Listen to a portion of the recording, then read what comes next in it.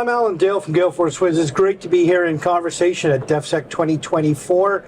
Day 2, thanks to our good friends at Cisco for bringing this conversation alive. So important that we're collaborating all together to find great solutions. Find is a good word to do right now. So let's start with that word, find. And why don't you introduce yourself? Tell us what you do.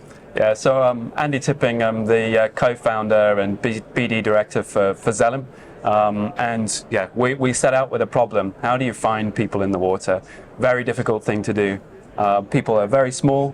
When you're in a vast ocean landscape, they drift quickly, they disappear behind waves, they disappear into the mist or into the darkness. And so having a system that could find people, you know, regardless of what time of day it is, what the sea's doing, and spot them, and hopefully then you can go and rescue them. If you can't find them, you can't save them. Right. Okay, so what do you bring to the table, sir? What's your name, and what do you? How do you play into this? Well, thanks for having me again, Alan. Tom Dunne, ex-Air Force, search and rescue is my background, and it was a great fit when I got introduced to these guys, trying to help bring them to the Canadian market to help improve search and rescue and how we do it. But right now, we're mostly doing it with the Mark 1 eyeball, and we're thinking in 2024, we need to be able to do better than that and have some improvements upon that service. I have a particular case, my early days, where we had 6 people off a fishing boat that took a lip. We ended up finding them all safe, all later, but we would have found them much more quickly had we had something like this. Guys, it's complicated business out there in the ocean, right? I mean, I don't have to tell you this, and certainly not you. I mean, you're up there doing the business. Talk to me about sort of the technology. What goes into finding somebody so quickly? Andy, I turn to you on that. Yeah, sure thing. So there's no shortcut with this kind of system. You've got to build it from the ground up. So we've spent 3 years gathering data. We've all been out swimming in the sea, all my colleagues, every week for 3 years, collecting data so that the system goes, okay, I've seen 6 million pictures of a person in the water. This person here looks like one of those 6 million I've seen before. So it's like teaching a child. You show a child 1,000 pictures of a tree. All the trees may look different, but eventually they go, oh, that's a tree. It's the same with an AI system. So we've shown it millions of pictures of what a human looks like in the water, and then when it's confronted with a situation where there is, in the real world, a person in the water you're searching for, then it goes on that memory bank and saying, okay, I've seen millions of these before.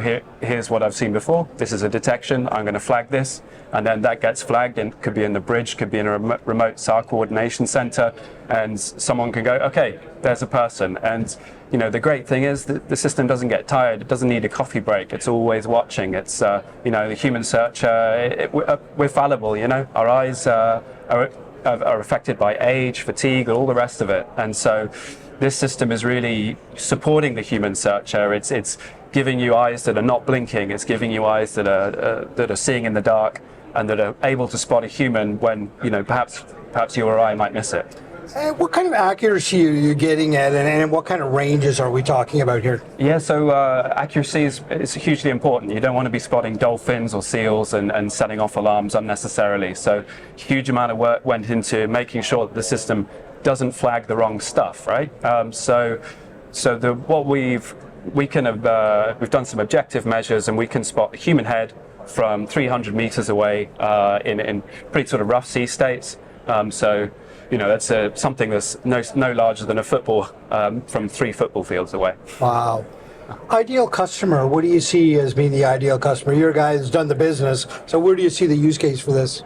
The use cases are, it really anything that's flying and looking for something, or sailing as well. So the Navy, man overboard on any of our ships, eventually ferries and eventually cruise ships as well, but searching as well now for all of our platforms, whether it's our paths or whether it's our search and rescue fleet or the Cyclones or the P3, the P8s coming on board. Every one of them could benefit from an AI detection model like this. Great. Are you having good luck here at DEFSEC in conversations with the right customers? Yeah, so this is my second trip. I came out with a UK delegation to Halifax. Love the place. But yeah, we've had some great buy-in from the Canadian Coast Guard, also the guys at Casara.